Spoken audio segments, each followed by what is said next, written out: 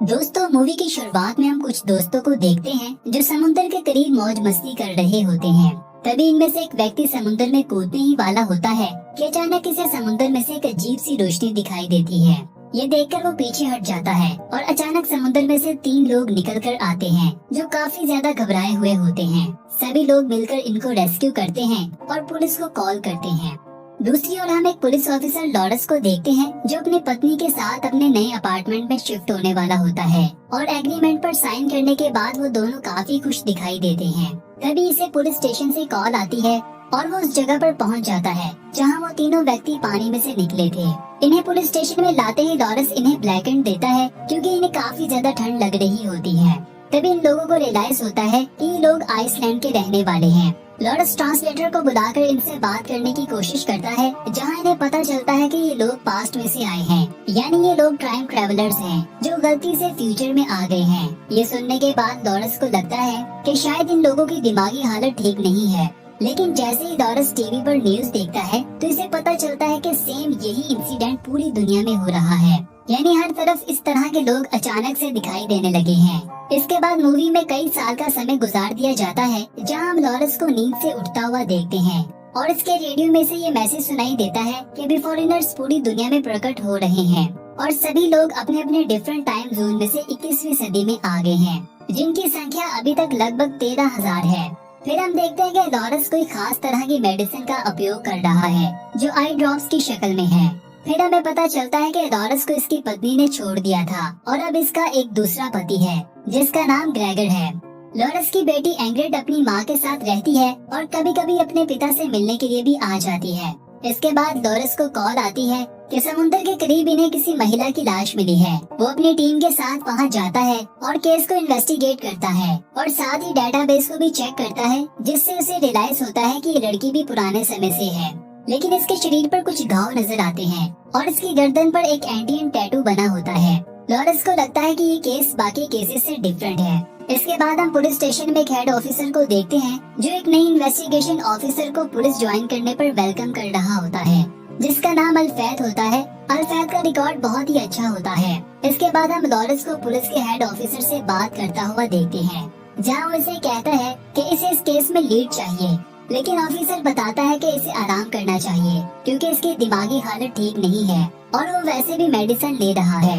Head office के mind में एक आइडिया आता है। वो लॉरेंस को अल्फैद के साथ इन्वेस्टिगेट करने को कहता है। लॉरेंस इस बात से डिसएग्री करता है, लेकिन फाइनली वो दोनों इस केस को मिलकर सॉल्व करने के लिए निकल पड़ते हैं। वो 2 पुलिस ऑफिसर्स के पास पहुंचते हैं जिनका नाम जैप और डेविड होता है। वो पूछते हैं कि क्या विक्टिम किसी ग्रुप का हिस्सा रही है, जिस पर वो बताते हैं कि इन्हें कुछ भी नहीं पता, इन्हें जाकर कैंप में देखना चाहिए। इसके बाद वो दोनों कैंप में पहुंच जाते हैं जहां लॉरेंस सभी लोगों को इस विक्टिम की डेड बॉडी की तस्वीर दिखाता है, जिसमें से एक महिला इसे पहचान लेती है और बताती है कि इसने इसको समुद्र के करीब देखा था और एक अजीब सा सी मॉन्स्टर ने इसको कैद कर लिया था। लेकिन लॉरेंस इसकी बात पर यकीन नहीं करता। इसके बाद हम देखते हैं कि रात के समय लॉरेंस एक स्लॉटर हाउस में जाता है जहां वो खुफिया तौर पर किसी से आई ड्रॉप्स लेता है। इसके बाद घर आते ही वो केस को स्टडी करने लगता है। तभी से अल्फैद की कॉल आती है। वो लॉरेंस को गुफा थ्योरी के बारे में बताती है। लॉरेंस इसकी बातों पर यकीन नहीं करता, लेकिन फिर भी अल्फैद को प्रेजेंटेशन बनाकर टीम के सामने लाने को कहता है। इसके बाद हम लॉरेंस की बेटी एंग्रेड को देखते हैं जो अपने दोस्तों के साथ एक ट्रेडिशनल पार्टी को अटेंड करना चाहती है, लेकिन इसके पेरेंट्स इसे वहां जाने नहीं देते क्योंकि इन्हें लगता है कि वो अभी छोटी है। दूसरी ओर अल्फैद टीम को अजीब से क्रिएचर की तस्वीरें दिखाती है जिसे देखकर सभी लोग इसका मजाक उड़ाते हैं। पुलिस का हेड ऑफिसर भी अल्फैद को कहता है कि इसे इस सब बातों से निकलकर लॉजिकल रहना चाहिए। अल्फैद को इंटरनेट पर वो व्यक्ति मिल जाता है जिसे वो कई सालों से ढूंढ रही थी, जिसका नाम टूर होता है और उस समय किसी रेस्टोरेंट में होता है। अल्फैद जल्दी से वहां पहुंच जाती है और इस व्यक्ति को अपनी पहचान करवाती है जो इसे अभी नहीं पहचानता, लेकिन अल्फैद उसे बताती है कि हम 1007 साल पहले मिल चुके हैं। जिसके बाद वो व्यक्ति अल्फैद से जबरदस्ती करने लगता है। अल्फैद इसका मुकाबला नहीं कर पाती, लेकिन तभी ठीक समय पर लॉरेंस वहां आ जाता है और इसे बचा लेता है और कहता है कि वो अजीब तरह से बर्ताव कर रही है और वो इसके बारे में पुलिस को बताएगा। लेकिन तभी अल्फैद उसे कहती है कि वो भी इसके राज जानती है कि वो आई ड्रॉप्स की शक्ल में नशा करता है। ये बात सुनते ही लॉरेंस खामोश हो जाता है। इसके बाद जैसे ही लॉरेंस घर जाता है तो देखता है कि इसकी बेटी घर में उसका इंतजार कर रही होती है और वो अपने पिता को इस पार्टी में पार्टिसिपेट करने के बारे में बताती है। लॉरेंस अपनी बेटी की हेल्प करने के लिए रेडी हो जाता है और बताता है कि वो पार्टी में जरूर जाएगी। इसके बाद हम देखते हैं कि कुछ व्यक्ति जाल की हेल्प से समुद्र में से एक महिला को पकड़ते हैं। इसके बाद मूवी में हमें 1030 का समय दिखाया जाता है, जहां हम एक ऐसी जगह को देखते हैं जहां बहुत ज्यादा बर्फ पड़ रही होती है और एक टेंट के अंदर एक अंधी और बूढ़ी महिला बैठी होती है। सरप्राइजली अल्फैद इसके पास आती है और इससे टूर के बारे में जानकारी लेना चाहती है, क्योंकि वो इससे प्यार करती है। वो बूढ़ी महिला अल्फैद के ब्रेड को टेस्ट करके बताती है कि टूर को एक ऐसी जगह पर देखा गया है जहाँ घर पहाड़ों जैसे विशाल होते हैं और शहर सितारों की तरह चमकता है। इसके बाद हम लॉरेंस को इसके घर में देखते हैं, जहाँ वो उस क्रिएचर की तस्वीर को देख रहा होता है और इसे रियलाइज होता है कि ये बिल्कुल इस जाल की तरह दिखती है। तभी एक बच्चा खिड़की से बाहर लॉरेंस की मदद मांगता है कि कुछ लोग इसके पिता की जान लेना चाहते हैं। लॉरेंस इसकी मदद को पहुंचता है और जैसे ही इन्हें पता चलता है कि लॉरेंस पुलिस ऑफिसर है, वो वहां से भाग जाते हैं। वो इस आदमी की जान बचा लेता है। लॉरेंस इन लोगों से पूछता है कि वो लोग कौन थे, जिस पर वो बताता है कि वो बोहेमियन के ट्रक सेलिंग के लोग हैं।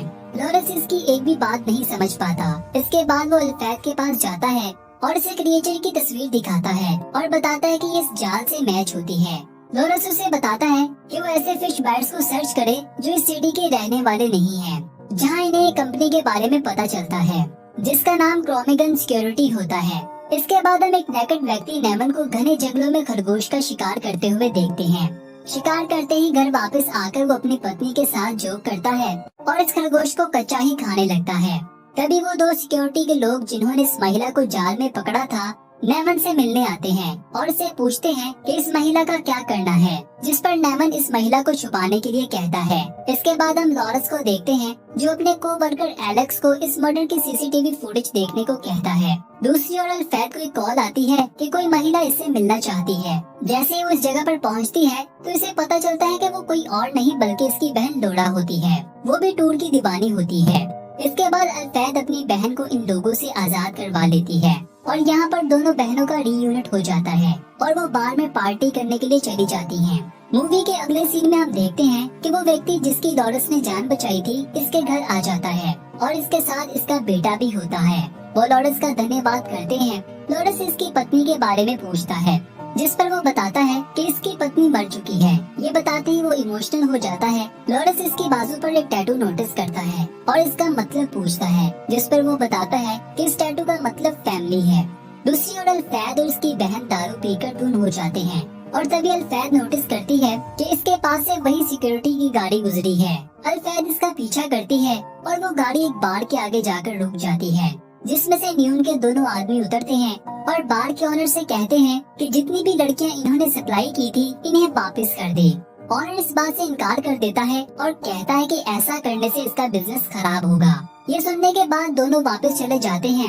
अल्फैद इनकी तस्वीरें ले लेती है और अगले दिन पुलिस स्टेशन में अपनी रिपोर्ट दिखाती है और सभी लोगों को बताती है कि किसी नेमन नामी व्यक्ति के लोग लड़कियों को किडनैप कर इन्हें प्रोस्टिट्यूट के तौर पर इस्तेमाल करते हैं और इस लड़की के मर्डर में भी इनका हाथ हो सकता है। दूसरी ओर नेमन की पत्नी एक बिजनेस पार्टी सेलिब्रेट कर रही होती है, लेकिन नेमन नोटिस करता है कि बार का ऑनर इसके घर के बाहर खड़ा है। वो नेमन से कहता है कि इसे इसकी लड़कियां वापस कर दे, लेकिन नेमन इसका गला दबाने लगता है। तभी इसकी पत्नी ये सब कुछ दूर से देख रही होती है। ये देखते ही नेमन नॉर्मल होने का नाटक करता है। दूसरी ओर लॉरेंस और अल्फैद ये बात नोटिस करते हैं कि नेमन के लोग ड्रग सेल कर रहे होते हैं।